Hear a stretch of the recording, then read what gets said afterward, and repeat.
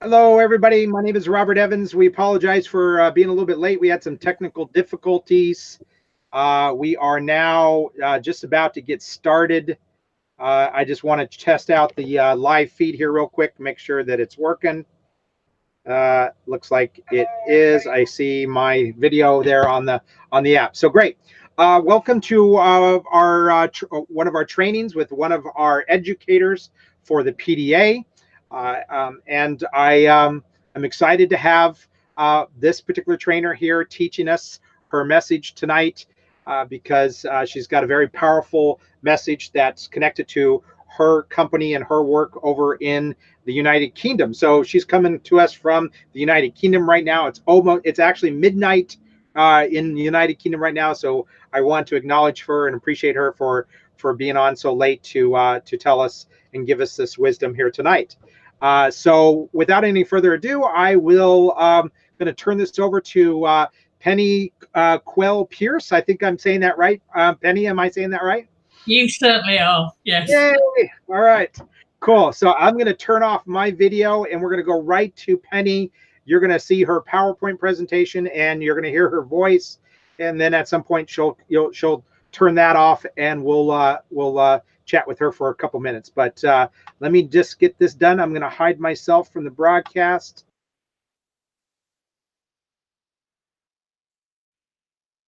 Okay, so Robert's obviously gone and I'm taking over. My name is Pennie Quaile Pearce, as you quite rightly heard from Robert, and I'm here this evening to talk to you about From Science to Spirit and really give you a map to living an extraordinary life.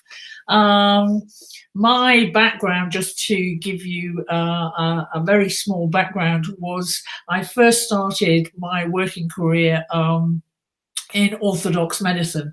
And I then, during my career, worked in trauma and intensive care. And as part of that journey, as I matured as a nurse, I was working in an intensive care unit where I was the lead nurse.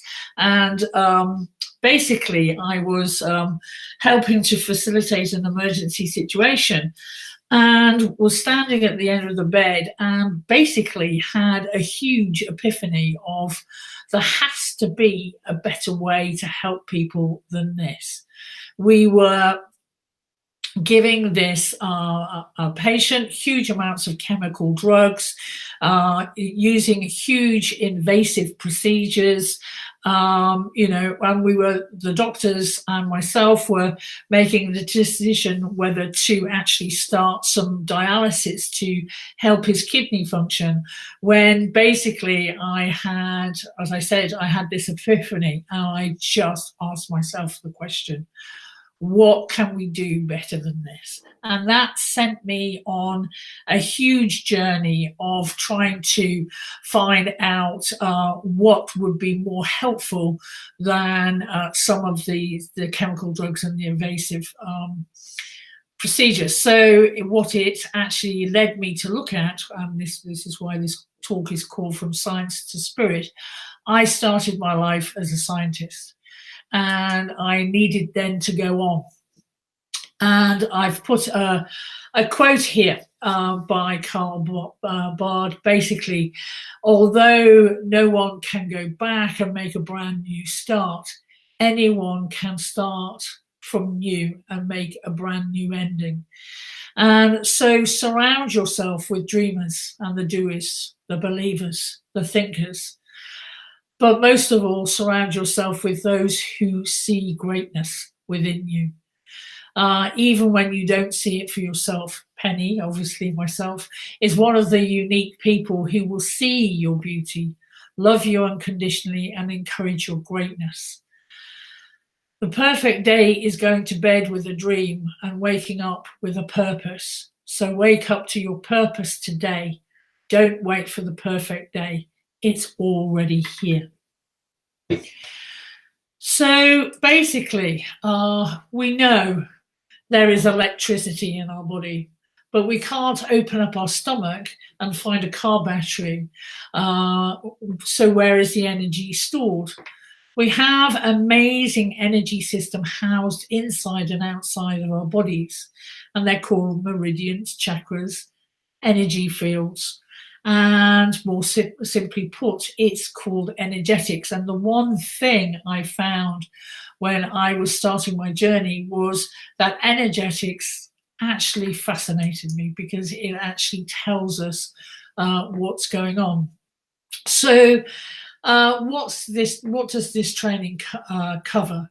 It's an energetic roadmap to how you can change your daily life experience forever, how energy impacts your life. There are only 2 states of being and what they are, how to understand the 3 levels of consciousness. And it's crucial to our health, happiness, and how they come together to give us a greater understanding of our authentic selves. Mindfulness has some interest. However, it's much like throwing concrete over a swamp. It will hold for a while, but not for long. Emotional intelligence is what will set you free. So we all go back to Einstein. Everybody goes back to Einstein. E equals mc squared. So energy is everything. It's the fuel for our whole body to run on. If you put electrons on your chest and wired it up to the heart monitor, you would pick up the heart waves. And I found that wonderful little picture by Shutterstock. So it's the same with the brain. If you did the same to your head, you would pick up the brain waves. So energy, move energy around the body it's much like the circulatory system, which moves blood and oxygen around to each and every cell. So does the meridian system, which moves the energy around the body and bathes every single cell. As with the circulatory system, which picks up carbon dioxide as the waste product and transports it back to the heart and the lungs to be expelled, so do the meridians pick up the waste product from the cells and transport it back to the chakras via the central vertical column to be expelled. Our bodies are amazing things. And so when we look at babies who are born with rainbow color energy fields, which are basically very undefined at the time. There's a lovely picture I found up there. Their energy fields are rounded and not well defined, but each interaction, they take on board different colors. And I'd like you to consider 2 different scenarios without judgment. The first one is a couple who've been waiting for the birth of their baby with eager anticipation.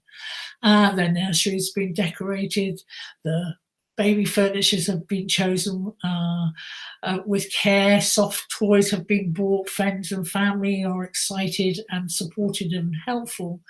And the baby is born, both of the parents instantly fall in unconditional love with the new arrival and are happy and grateful to welcome the new arrival. When their mom or dad picks up the little one, they surround them with their own energy field, which are infused with pastel colours of love and devotion. The baby's aura takes on board all of those beautiful shades. And when the interaction is completed and the baby is laid down to rest, most of those pastel shades leave the baby's aura, but there's a little bit left. The second scenario is the couple, the second couple are expecting their 4th child, which will make it a bit tight over, once they're over their shock, they're happy but worried about how they will cope financially.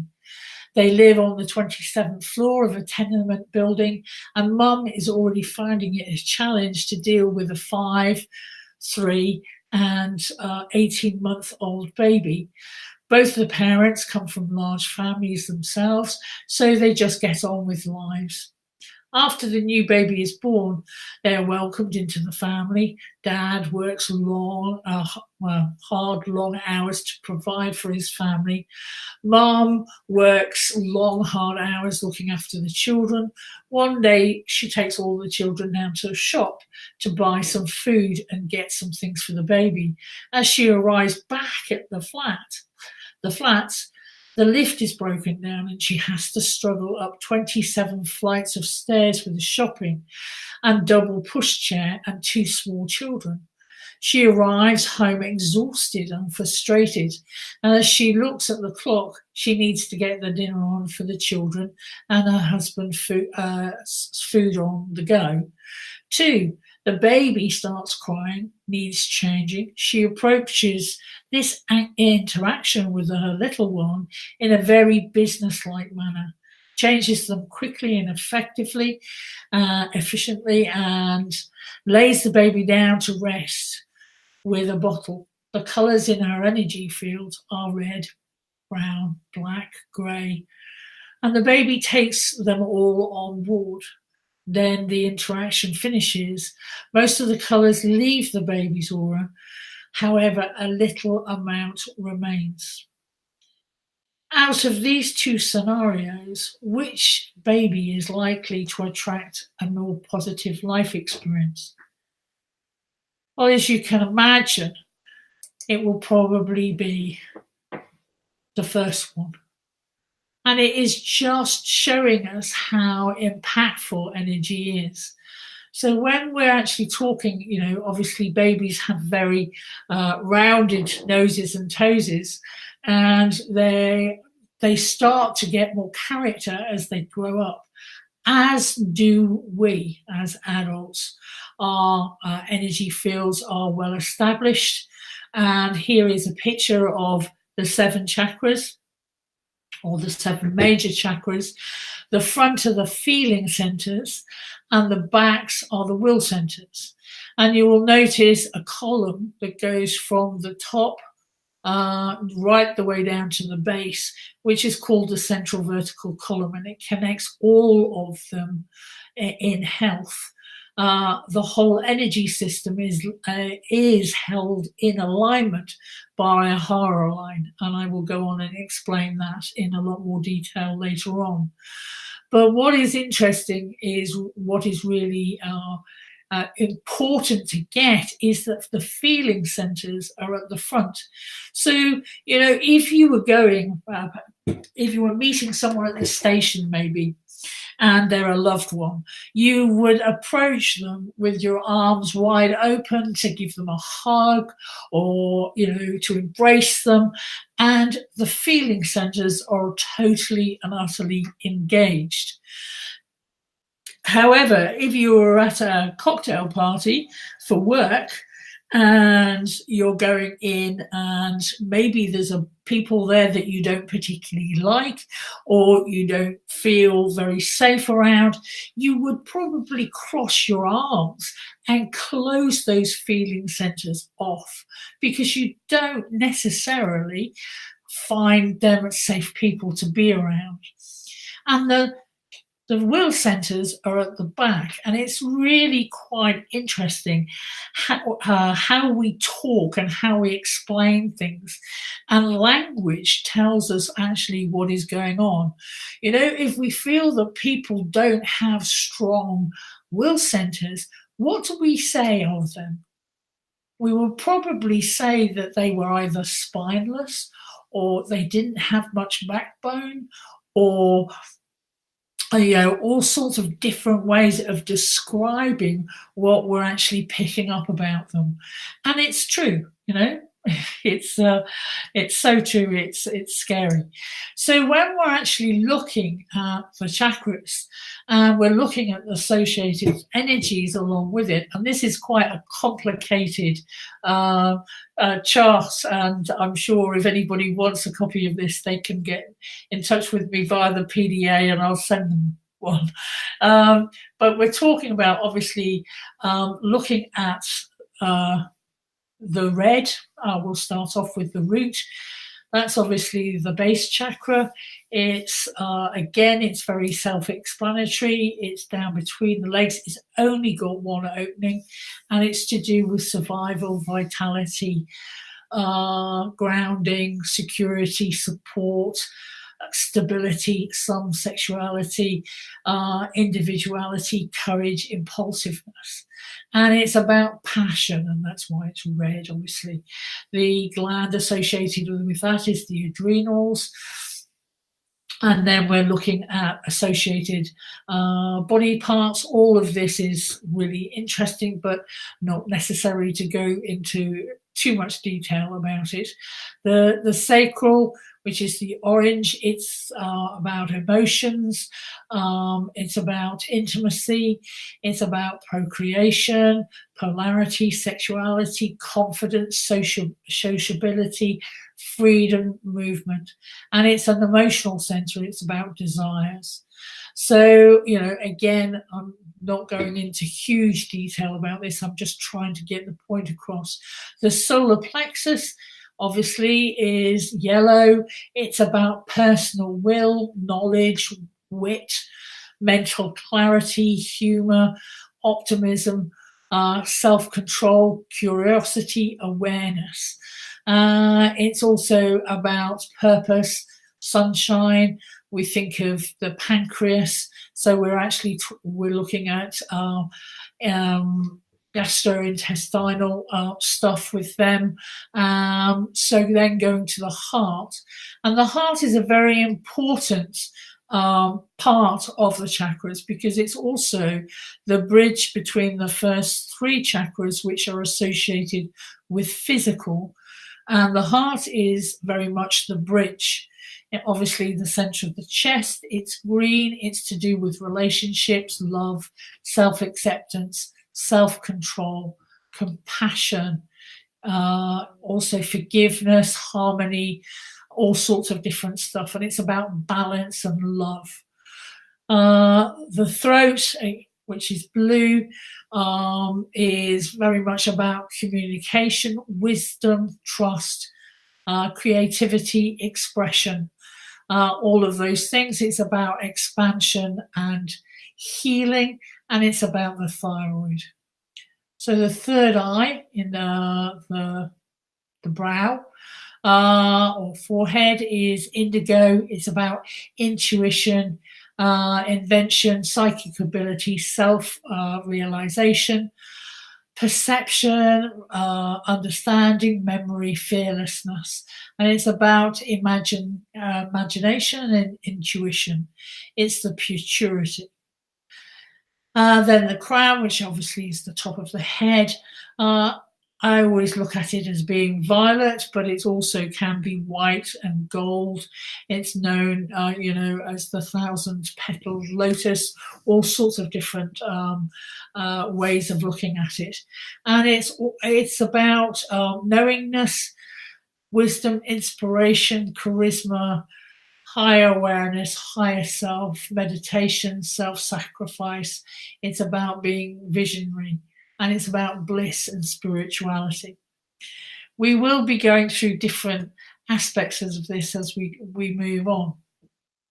We mentioned the Hara line, and the Hara line is a line basically provides an access around which we exist whilst incarnated. It is the silver cord that roots in the physical and manifests us on the earth plane, and connects us with the divine. The Hara line exists on the fifth dimension, whereas the auric field exists on the fourth dimensional level.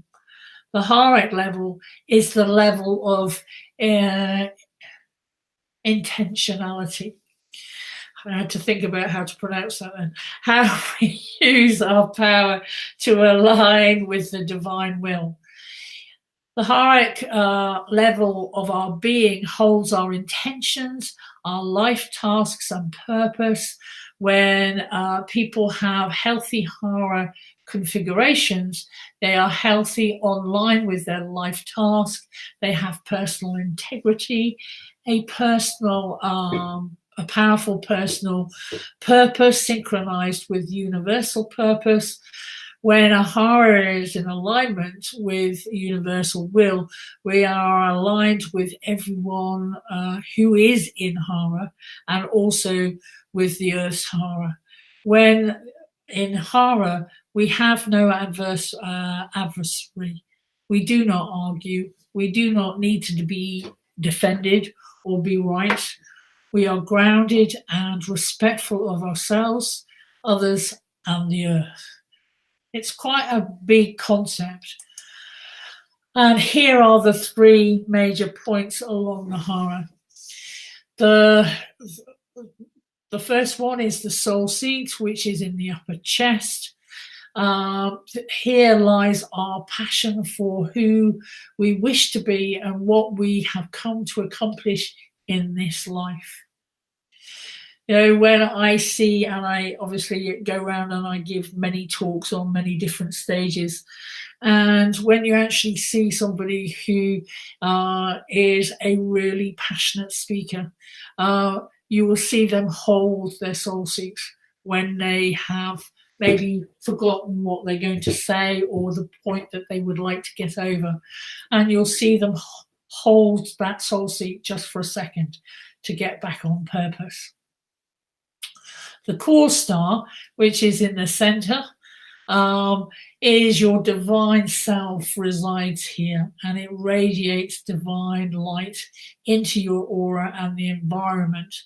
During my retraining of self, one of the trainings that I did was Reiki training, and the Reiki practitioners will always go to the core star to connect with the client or patient that's on the couch. And it's a really powerful point that they connect with so that they can help in the healing. And the Tan Chen is down at the bottom. It's about 1.5 inches below the belly button. And if you're sitting here or you're listening to this now, just put your hand there and you will connect with your own personal power. And the Tan Chen is a real interesting thing. There's lots of different stories told about it, but it's where the martial artists will use the Tan Chen to have that real power. And it's quite amazing in some of the retreats and the workshops that I run. We one of the things we do is we actually sing, and we get people to push their attention down to the Tan Chen and sing from there. And it is a totally different experience than singing from your lyrics. It's really quite an interesting experiment to do. So moving on, there are only two states of being: connected or disconnected. So what do I mean by that? Oh, hello. That's interesting. That just grew. So what do I mean by that, says she, and she's obviously gone totally. I wouldn't be surprised. I'll go back to that in a minute. In health alignment, when we're talking about the Hara, obviously got the slides slightly mixed up. In the Hara, in health alignment, what does that mean? So here is the Hara line going down the body. And as you can see, at the top is connection to the source, and at the bottom, connection to earth. So this Hara line is what helps us keep our whole energy field and the chakras and everything else in alignment. So listen out, you'll hear more about this as we go on. So when I'm talking about being connected, finally, get back. Connected is in alignment to the higher self, emotionally feeling glad, feeling happy, joyous, everything is going well, all relationships are in harmony and balance. financial abundance, where money flows to you with ease, in alignment with your spiritual vision for self, creative, energized, making heartfelt decisions with ease, no resistance to change and growth, being able to see the big picture, don't take life or situations personally. So that is being connected. And when I talk about being connected, I'm being connected to your higher self, or if it fits your frame of reference, being connected to the divine. So the higher line, which has been torn or broken or misaligned. So I wanted to show you that the higher line can move. It can go into a corkscrew. It can be broken. It can just be shifted. And you see the big black double-ended arrow.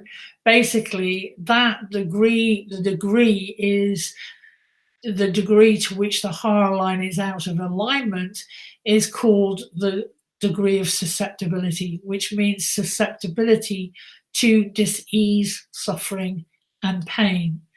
And, it's sometimes when you get more into energetics or more into finding out why and how your body works, your physical body works, and it's backed up by this huge energetic theory, is you start to feel when you're out of balance. Again, our language tends to betray us, because we say, if we're upset, you could be beside yourself. You're actually talking about your higher line. Or, I don't quite feel myself today. Or, anything else. Or, I'm seeing red, because you're just acknowledging the anger. Or whatever it is. It's really, really interesting. So disconnected is the suffering state. The ego self, emotionally feeling mad, sad, or scared, feeling sick and tired, or okay, overwhelmed and knackered, by the way, okay means, feeling fine, which of course is usually said through gritted teeth, which is fucked up, insecure, neurotic, and emotional, feeling confused or stressed, too much going on, just not enough time to get everything done, hanging on by your fingertips, asking yourself, why is this happening to me again? Emotional pain, physical pain, and pathology. No flow in life. That we are separate from the experience. In the natural world, there is no suffering. Okay, human beings are unique in suffering. You are giving your energy to the experience, so suffering is self-induced. You need to ask yourself what you're thinking about this situation. Gain the knowledge and the new awareness. The truth is some form of the opposite.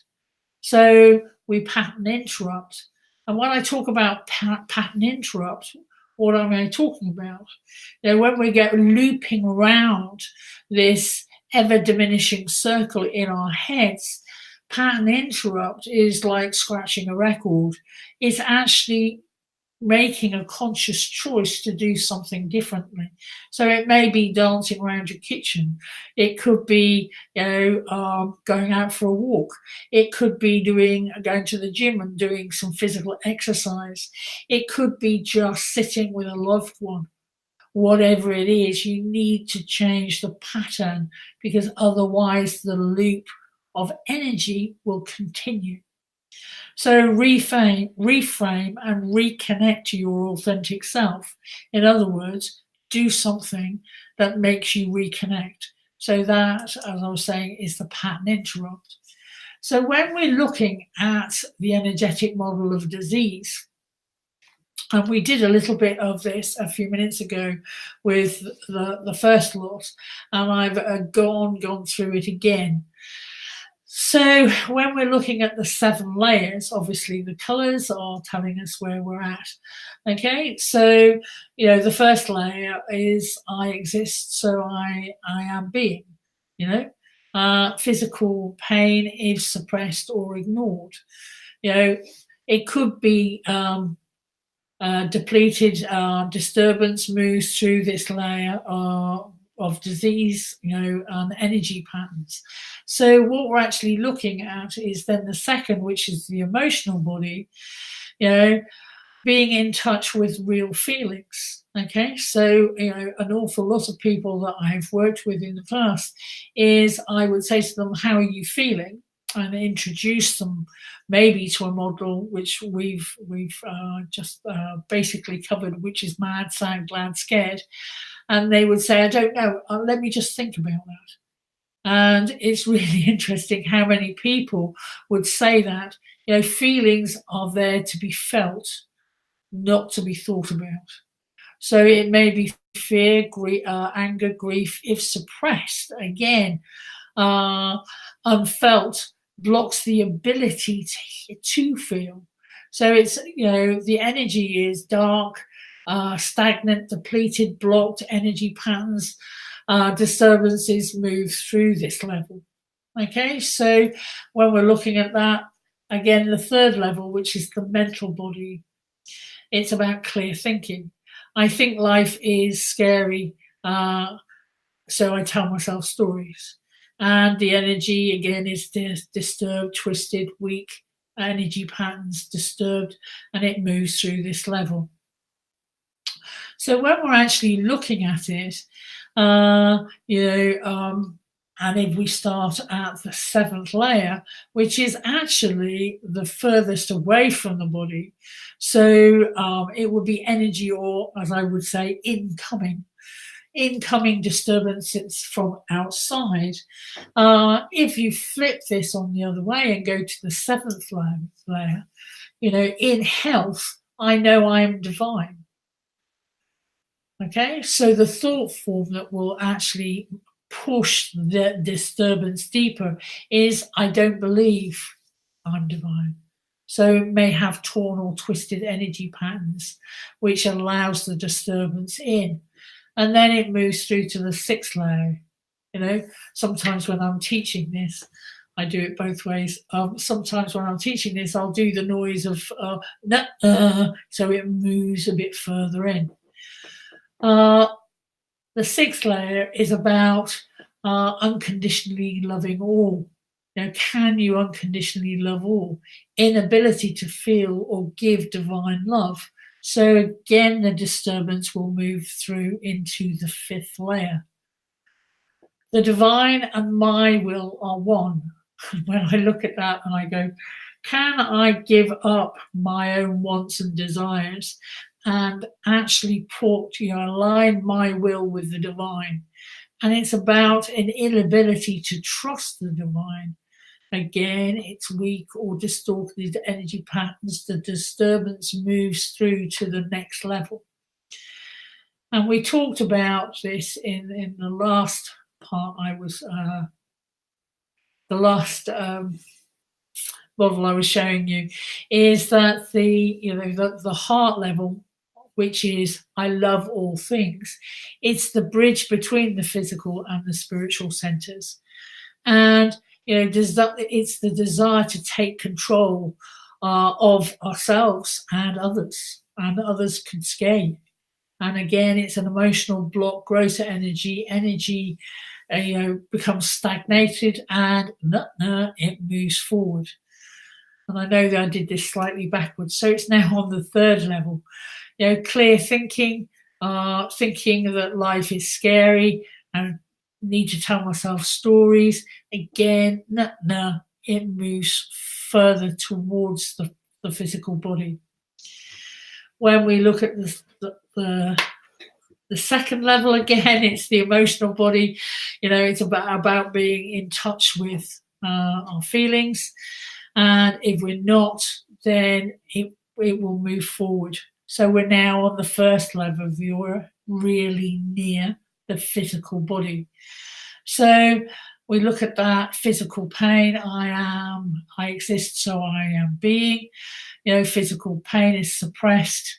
It could be moved forward and moved through. And I will go on and talk about this in a lot more detail later. But you begin to see what's actually going on. So in health, the energy is constantly responding to stimuli, and if our health is good, it will bounce back out with vitality.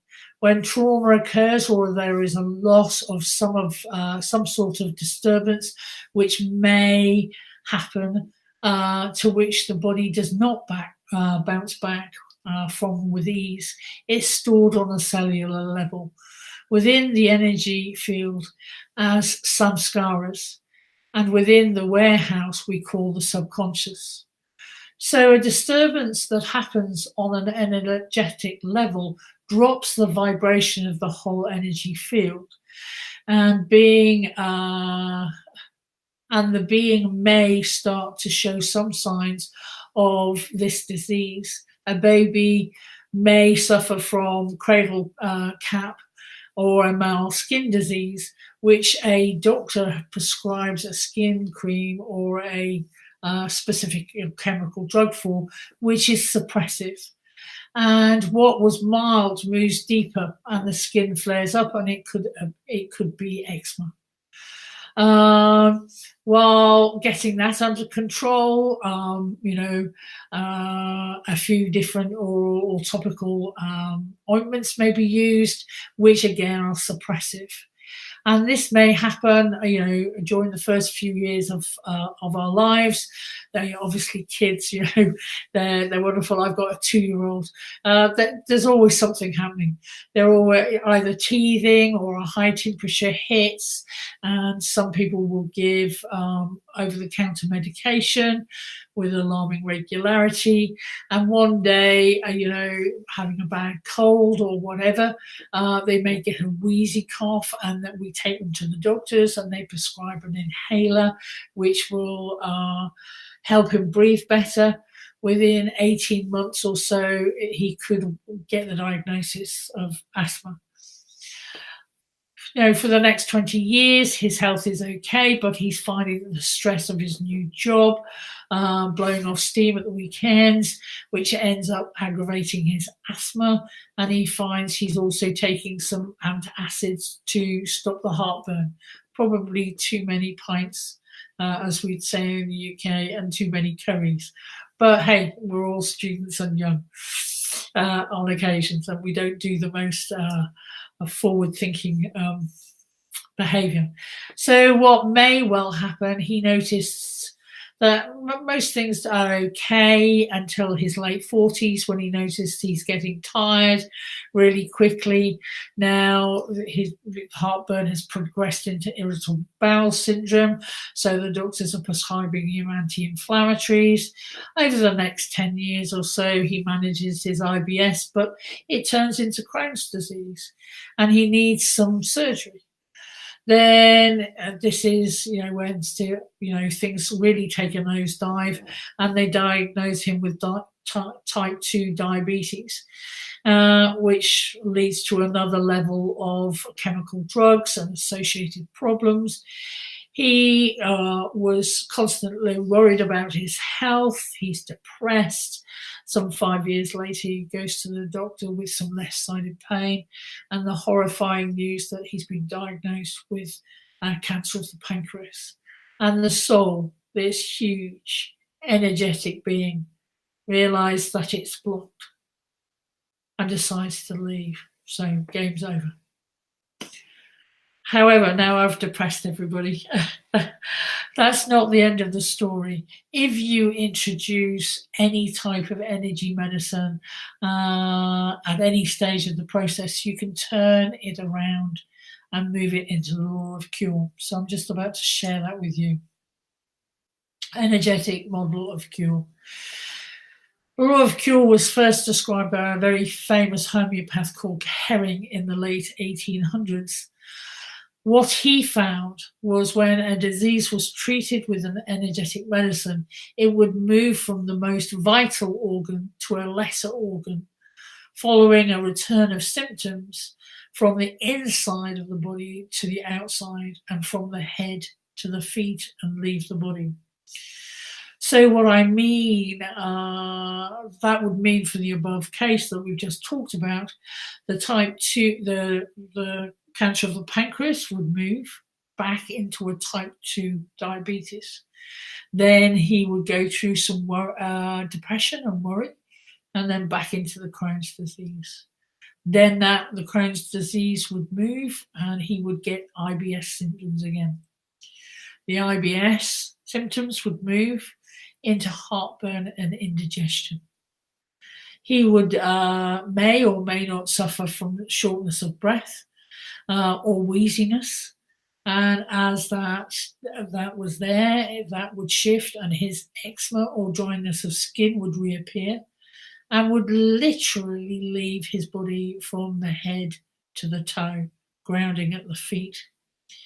And it's really interesting, as a homeopath, I have treated hundreds of kids with skin diseases and seen it move when they go into the law of cure from the head, and it literally is like somebody, just drawing lines on their body as the eczema moves down the body and leaves the feet. That is where Herring left it, because it was the 1800s. However, it's not the end of the story. When the disease leaves the physical body, it will sit out in the energy field and will come back into the physical body if we don't change what we're doing, or if we do not change our behavior and the way that we are living our lives. And we call that maintaining causes. If there's any maintaining causes, then it will come back in and revisit us in a different way. So what may leave as dry skin may pop back as a summer cold or a flu or a wart or whatever. And then once you start doing the work again, it will move back out into the energy field. So when we were talking earlier on, again, you'll see me go back to these things time and time again. When we go back out and it bounces back out, as you see the red, which is the base, it's the physical and physical center, the tribe identity, the survival the survival instinct. Basically the energy would bounce back out into that layer, and we need to work on the other layers to actually start moving this disturbance or this stagnant energy which is in the others. So going back out, we would be looking at emotions with respect to self, looking at our own self-worth. In doing that type of work, we're moving this disturbance, and this is what you call a holistic model of health. So the next layer, which is the solar plexus, is about the rational mind, where we tell ourselves stories. So we're actually looking at how, and this is where mindfulness comes in, looking at how we're thinking and how we are repeating patterns of behavior and making a more empowered decision around what we want to attract into our lives. So again, going back to the heart is, emotions with respect to others. How are our relationships? What is actually going on in our relationships? Are our relationships good, or do we need to start looking at them? Then we're looking at associated energy of the spiritual centers. And again, many of us haven't even begin to think about it. Divine will, the divine will center, the divine bliss center, the knowing you are, or divine knowingness, knowing you are divine, many people have problems with these concepts. And it's really important to realize that in a roadmap, we need to start looking at these things. So when we look at the stats of this, I just wanted to highlight a few things here that are really important that you get it. Basically, all of the centers are energetic in nature and vibrate in health, complementing each other. However, the three spiritual centers in today's world are the most ignored. The heart center is the bridge between the physical and the spiritual centers and houses our emotional intelligence. It is where we talk about living from heart space. And in all, we have, two emotional centers. So we have three spiritual centers, two emotional centers. The rational mind is housed in the solar plexus, and its job is to try and make sense of our sensory input. So when I'm talking about our sensory input, it's what we see, taste, touch, smell, those are our senses.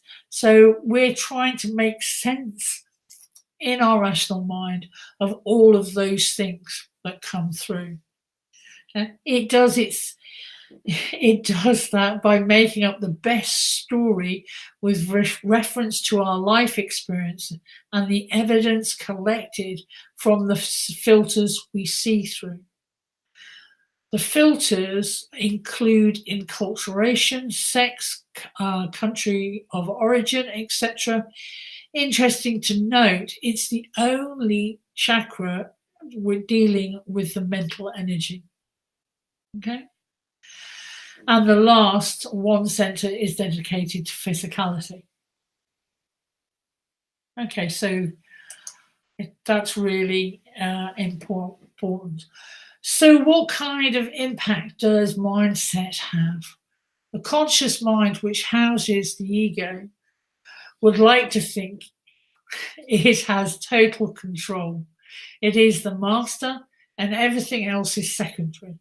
Well, I hate to be the one, the harborer of bad news, but that is oh so wrong. The conscious mind is 10%. The subconscious mind is 40%. And the superconscious mind is 50%. And when you actually go back to the above chart, or the stats that I was talking about, you can see how right that is. The subconscious mind is where our emotional mind, and our superconscious mind is our spiritual mind. So when you're actually looking at the energetics of this, it's really quite interesting. So in the two states of being, we talked about being connected or disconnected, which is true. However, the three levels of consciousness we begin to understand in order to thrive, we must make an effort to understand the workings of our minds as well as our brains. So the conscious mind, 10%. It includes the personality, the ego, the mindset, likes and dislikes or preferences, the fight or flight response, and it is designed to survive. The subconscious mind is like a huge warehouse which collects data, emotional suppressions, skills, and things we can no longer store in the 10% of the conscious mind because of the lack of space.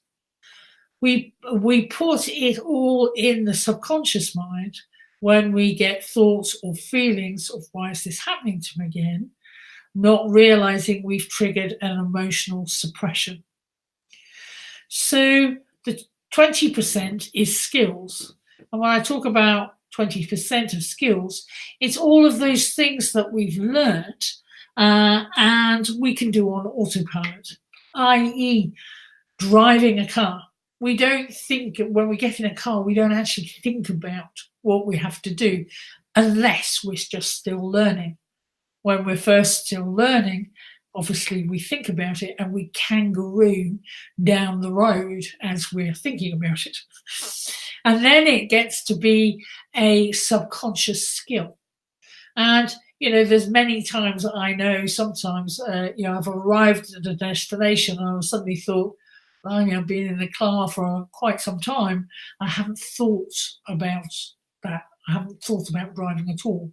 And sometimes realise that, I hope I didn't kill anybody or cause an accident on the way, because, you just do it automatically. And that's when we know it's a subconscious skill.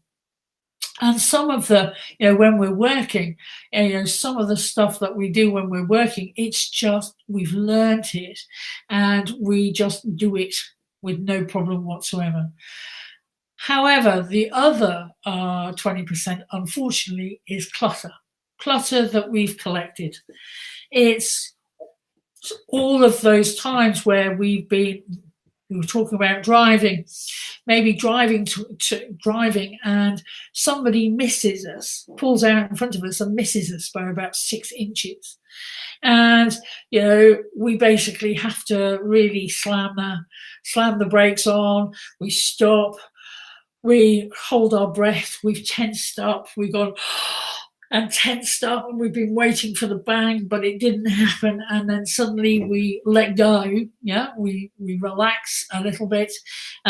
We may wind the window down and suggest to the driver that their parents weren't married or some such thing. And, and then we get on with driving and just go, ooh, I'm glad that was not bigger than I thought it was going to be. But the one thing that we don't do is stop and acknowledge the fear we felt. The fear that, our car could have been damaged. We could have, it could have been quite nasty. And the worst fear, of course, is that we could have been killed. And none of that has been acknowledged. None of it has been thought about. We just suppress it. And what happens is we suppress it into the subconscious, because we flipped into the anger, but we didn't actually feel the fear. So what we don't feel, we suppress. So that has gone into the storage, the big storage of the subconscious. And over time, there's all sorts of clutter in there, as I said, I like to look at it as a huge warehouse. And it reminds me of, I don't know if you guys ever saw the Raiders of the Lost Ark. And at the very end of Raiders of the Lost Ark, what actually happened was you were taken to a scene where there was this huge warehouse, and the ark was taken in a crate and put onto one of these shelves. And this warehouse was huge. And that's how I look at the subconscious. We've got all sorts of stuff in there. And some of it is as precious as, some of it is as precious as that ark, that huge golden ark. And you look at it and go, if we don't know how to get down into the subconscious mind, there's gold down there, there's jewels, there's precious things, and we haven't even had an idea that it's there. So the subconscious mind is also the emotional mind, and it's designed to balance out. It's designed to balance the whole consciousness. So the superconscious mind is 50%. It's the higher self or soul, the unique divinity within, the authentic self, the inner teacher, which is intuition, the connection to all that is. It's being present in the flow of life. It's the spiritual mind, and it is designed to thrive. And this is where our consciousness should be most of the time, if we can get it there. So looking at that again in a totally different way, and I love my drawings and my little charts. So again, it's, obviously the bits and pieces that your mind has probably gotten to is the explanation that we've already had. But the most important thing is to look at the connections. The red bits obviously are telling us, or trying to approximate the size. Not very well, but hey, it looks good. And the black arrows are telling us how most of us are thinking.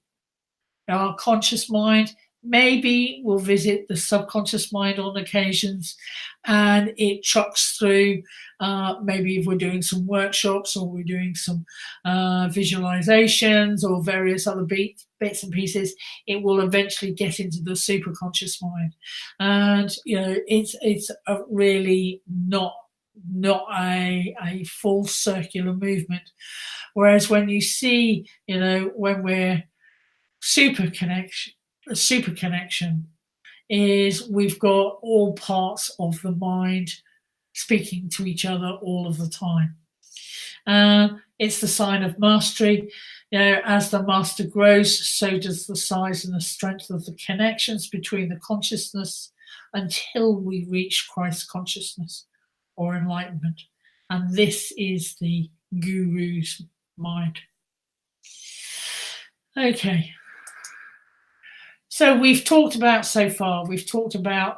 basic energetics, mindset, levels of consciousness. So what's left right here, right now? So it's the emotional intelligence and the spiritual health. So when we talk about basic emotional intelligence, we can split feelings into 4 categories: mad, sad, glad, and scared. So here are, again, it's looking at the categories of emotions. So mad is anything from being apathetic to impatient, displeased, indignant, bored, peeved, irritable, irate, incensed, angry, furious, enraged.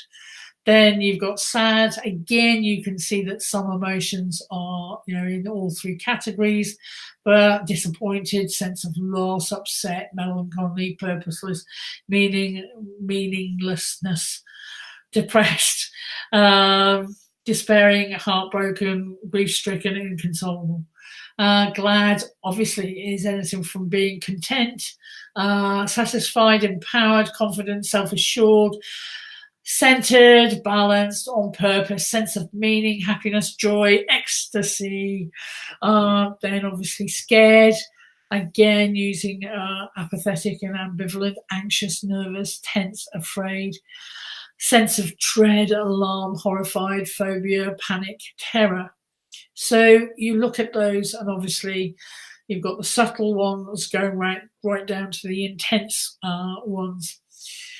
So again, which categories do you think the following are in? Shame, doubt, fear, and depression. And if Robert gives us some time, we can talk about those when we actually have a chat later. Just look at those.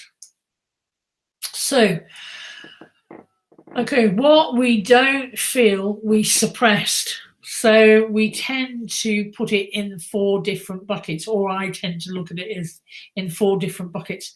There's the mad bucket, the sad, the glad, and the scared bucket. So when we don't feel it, we stick it in a bucket, and as the bucket, obviously the level of the content in the bucket will rise and rise. And when people talk to me about, when I talk to lots of people about these different things, I'll use a story about road rage. When somebody basically gets cut up and they drive down the road, and the next thing that happens is someone's pulling somebody out of a car, and if they've got a knife, they'll stab them. If they've got a gun, they'll shoot them. And if not, they'll just physically maybe bop them on the nose. And you ask that person afterwards, why on earth did you do that behavior? And they say, I don't know. I don't know why I felt that angry. I just saw red. And what has actually happened is that the mad container is so full, there's no more space in order to suppress it. So they act it out. They act out the anger. They maybe with somebody, that you go to a sad film and suddenly somebody is crying inconsolably. It's because their sad bucket is full. And again, with scared people who get hyper anxious, it's because their scared bucket is so full, and actually it takes them over. And it's like a physical thing. It's impressive to watch sometimes. So over time, your bucket gets full with emotional rubbish. I call it the swamp. However, the swamp over time becomes full of toxic things that no longer serve you and may be causing pain and discomfort. It may lead you to acting out behaviour, not being present with your loved ones, self-sabotaging behaviour, recurring patterns, limiting beliefs and core conflicts. So another way to look at suppressions in the buckets is looking at samskaras. And samskaras may be a totally new concept to you, but basically, again, you can read what's on there. But samskaras are like knots of energy, okay, and they have a tendency to group together sometimes, and repeating samskaras reinforce them. They create a groove or knot of energy, which is difficult to resist. If somebody, when I talk about something like that, I used to be a smoker, and it was like, yes, it's an addictive behavior, but samskaras can also cause or clump together like addictive behaviors. So those are the more negative ones, obviously. The positive ones, obviously, you can imagine the selfless acts of Mother Teresa. So the one of the points I wanted to get over here is high vibrational and low vibrational. So high vibrational thoughts are high energy, and obviously low energy is a lot more self-destructive, low self-esteem, destructive relationships. They're much more negative. So hopefully, yeah, good. Hopefully I've got a lovely picture there, which the high vibrational dots or samskaras, I've put red dots, and the low vibrational are the black. So in health, energy is constantly moving within the energy field. The red dots are the high vibrational positive samskaras. So they, when energy comes in contact with them, it speeds up. So it's like cooking on gas, so to speak. So it zips through that part of the energy field, where the black dots are low vibrational, negative samskaras. So the energy, when the energy is flowing around the energy field, it's like hitting a dam in a river. Over time, a trickle of energy may go one side, or a trickle of energy may go the other, but essentially the energy is stuck. There's no movement. If the dam was removed, it may feel chaotic for a little while, but soon you've got the energy moving back into place. And this is what happens, when we're doing high vibrational or stuff with people who are having low energy, is once they actually start, or we start targeting samskaras, the disease process or the disharmony or the suffering can end very, very quickly. The good news here is what you can feel, you can heal, which is always good. However, you need to go to the place where the swamp is, which is the warehouse of the subconscious mind, and clear out the accumulated clutter. What I have found is that the use of breath is what helps the most. And more specifically, obviously, Breath for Life breath work, which was designed to take you down into the subconscious and deal with the clutter directly on site, so to speak. We have helped hundreds of people gain freedom from suffering using the tool, and our mission is to help thousands more. Having dealt with 50%, or that must be of the levels of consciousness, we come to the most important, the superconscious. I could talk to you for days, weeks, years, millennia, and not even scratch the surface. However, I just want to remind you, you are huge, magnificent, limitless energy beings. You are on the earth plane to learn, experience, enjoy this game of life. While you are here, you've been lent a bodysuit that you take care of. You only have the one for this round of the game. Learning to authentically know yourself is the final frontier. The length, breadth, depth, and height of yourself is epic and awesome. The adventure of getting to know all parts of self. So, what are some of the things that I recommend? Find a good guide or mentor to help you find the truth. Someone you respect and resonate with on a personal level. Someone who has been on a similar journey to the one you wish to take. Someone who has learned to take themselves lightly. Someone who's a proven track record with real results. Someone who is a thought leader. Someone who knows how to have fun and belly laughs with you. Someone who listens to your worries, hears you, can empathize with you, empowers you to take the next step. Again, I would say to you, invest in self now. Before I started my journey, I was a highly successful professional and owned my own 2-bedroom property in London, a new car, all finance free. I was overwhelmed, sick and tired of being sick and tired, physically not in a very good place at all. One day I realized that all my wealth was tied up.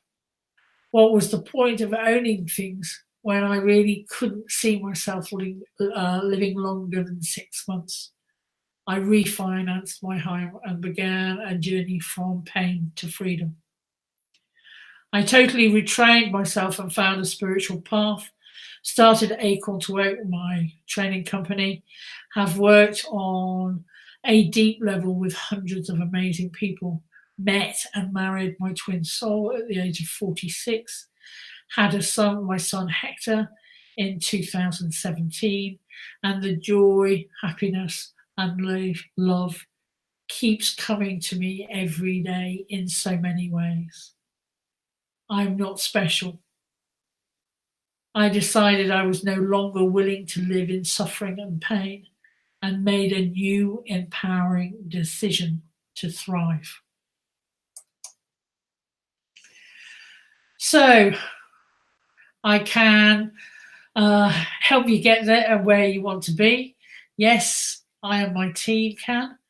We want to work with people who want to gain freedom from suffering, live an extraordinary life, and make an impact in the world. You will need commitment to be open to coaching, attending trainings and retreats, becoming part of Acorn to Wake's larger community of like-minded people who are journeying together. Be open to experience more love, acceptance, joy, empowerment, happiness, belly laughs, fun, and epic experiences. If you would like to come and made a new empowering decision to. Okay, so what do you want to take away? So establish a good, empowering routine. Look at limiting beliefs or core conflicts. Make empowering decisions, which are we call NEDs. Use pattern interrupts. Get to know all parts of self. Find a good mentor, a guide or mentor. Enjoy your life. Embrace love and explore your spirituality. So coming to the very end, obviously I'm Pennie Quaile Pearce. You can get in touch with me via the PDA or at my website. And I think Robert's coming back online by the sound of it. Can you hear me?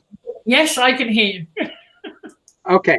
My connection died and I just got jumped back on. Right. So we're just finishing up there. So finishing the slideshow, and hopefully people have gained something from it. So I didn't know whether you wanted to chat for a couple of minutes or where you want to go with this now. Yeah. So go ahead. You see that little go back to the share screen so we can take you off the share screen. On the yeah, right there on the left side. I think I've already done that. I'm back. Oh, no, we're still seeing your screen. We want to not that share. Over on the left hand side, the little yeah. Go ahead and close out the PowerPoint. Okay. Hey. Oh, blimey. Oh, look at that. Okay. Let me see if I can turn that off. Yikes. So you remember that green little icon on the left-hand side? Do you see that? Yeah. Click on that and see if there's a way to cancel sharing your screen.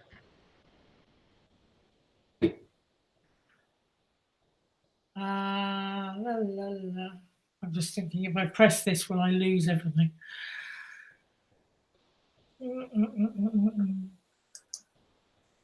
There you are. Yay. All right. Aren't we having fun, huh? Okay, so so I apologize. I literally it just ended. My internet crashed on me like just 2 minutes ago, so I was here for the whole time. Pennie, tell us what do you have something specific going on right now that people can work with you on? You got any kind of program or product that you would like to let people know about? Yeah, I mean, we run, if people are interested, we obviously get onto our website. We have a plethora of things. We run anything from short 7-day coaching programs, which are very much designed to help people with mindset. Then we run longer coaching programs. We run retreats, which we obviously they're in the UK, but if anybody fancies coming over from America, you can make it into a holiday. We also run a year's coaching program, which is very much what we call the foundation course, which day training is 10 days of training over 10 months. And we have all sorts of things going on, even to the, we go into Stonehenge and do mad things in the centre of Stonehenge. We also, one of the tools that I use, which I mentioned on the talk, is Breath for Life, which is the fastest, most distinct way of going down into your subconscious mind and clearing out the clutter. So if anybody is interested, please just send me an email. I do offer clarity calls for people, for free clarity calls, so that someone may just be interested in chatting with me to find out what else I would suggest. Awesome. Love it. Very generous of you. And tell us what your website is, your website address? The website address is www.acorn, which is TOOOAK.org.uk.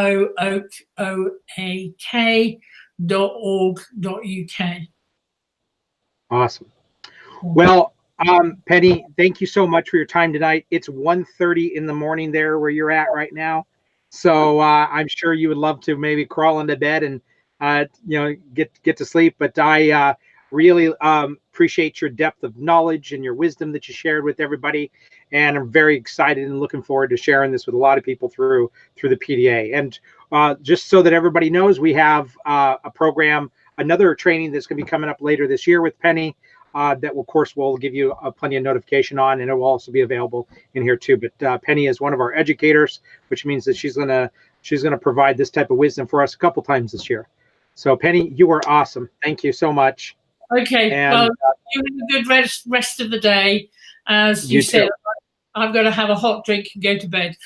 That's right. You go to bed. All right. Thank you, Pennie. Take care. Okay. Bye-bye. Bye-bye.